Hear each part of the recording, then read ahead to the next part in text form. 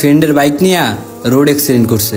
আমি আসার আগেই আর হসপিটালে ভর্তি করে দিয়েছি। আচ্ছা তুমি এনে দাঁড়াও, হ্যাঁ তোমারে তো বাসায় নিয়ে যেতে পারলাম না, আমি টাকাগুলো নিয়ে আইতাছি। আচ্ছা চাচা, সমস্যা নাই, আপনি যান।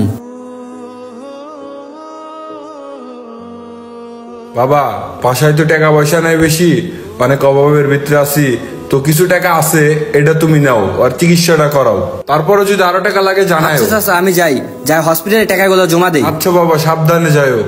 আল্লাহ জানে আমার পোলাটা কি অবস্থায় আছে, আল্লাহ তুমি আমার পোলাটারে সুস্থ করে দিও। চাচা আসসালামু আলাইকুম। ওয়ালাইকুম আসসালাম, বসো।